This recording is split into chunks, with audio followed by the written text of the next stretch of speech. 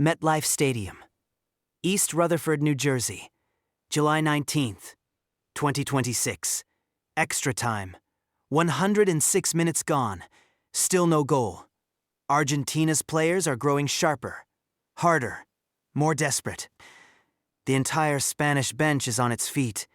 Nico Williams heads the ball clear of the penalty area, and in that instant, the number 9, Ferran Torres, strikes it clean into the net. The substitute, the man who started this final on the bench, scores the goal that brings Spain the World Cup. Ferran Torres, one touch, one shot.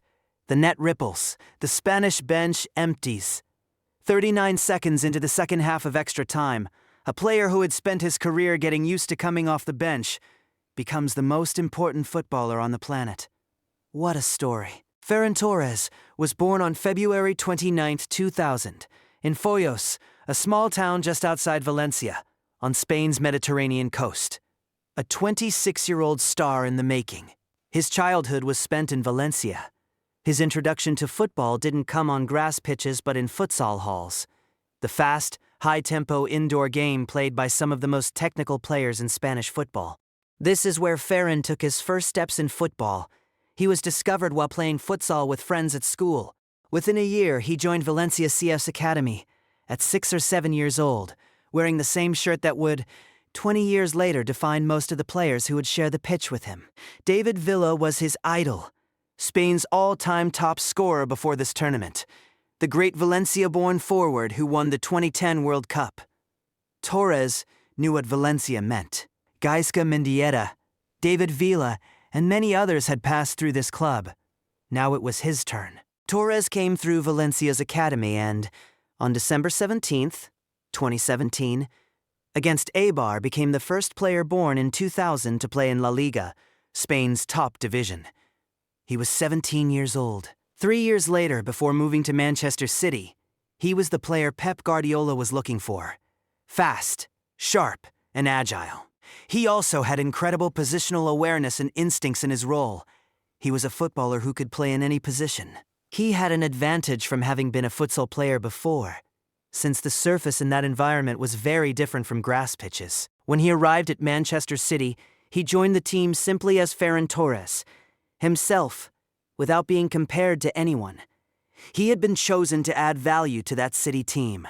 At Manchester City, Torres won the 2020, 2-1 Premier League and EFL Cup.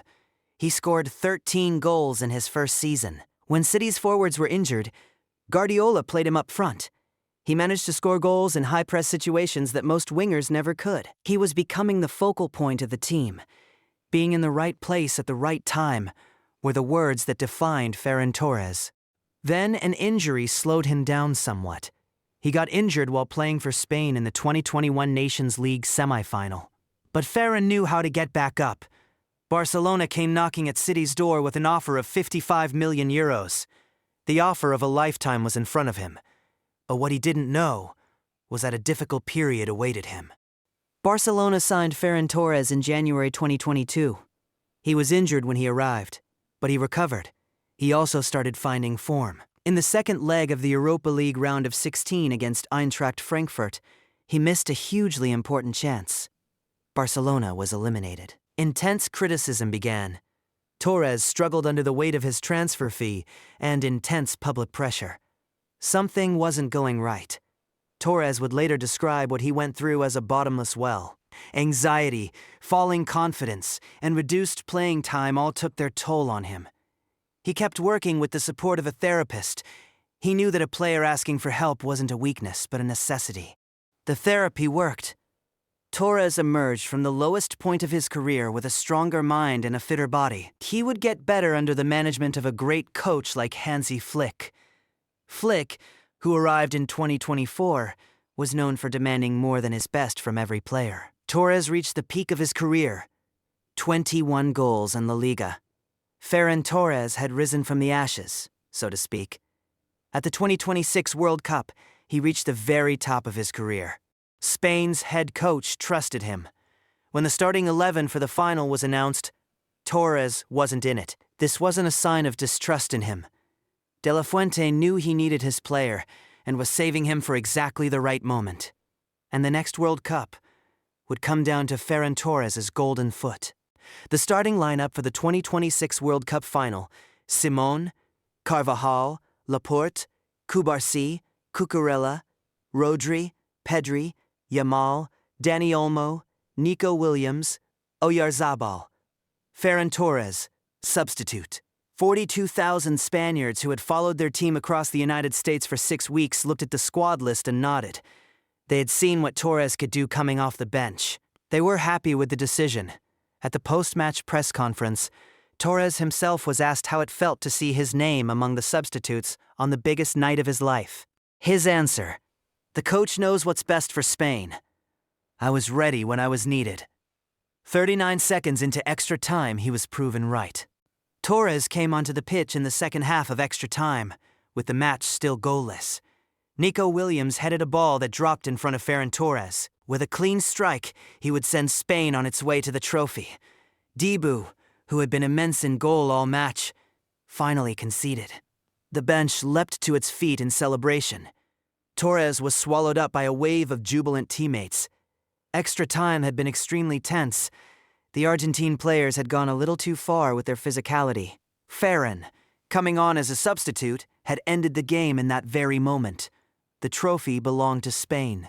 The statistics from the 2026 World Cup final are dazzling. Spain took 20 shots while Argentina managed only 2, and not a single one of theirs was on target. Spain dominated the match with 60% possession. Martinez made 11 saves, breaking the record for finals. Spain conceded only 1 goal throughout the entire tournament, a record set to stand unbroken for many years to come. Unai Simón didn't concede a single goal in his net across 7 matches. Oyarzabal carried his team's scoring burden and finished as their top scorer. Even though Yamal didn't contribute a goal, he once again showed the whole world he was this team's key player. Rodri was the tournament's best midfielder.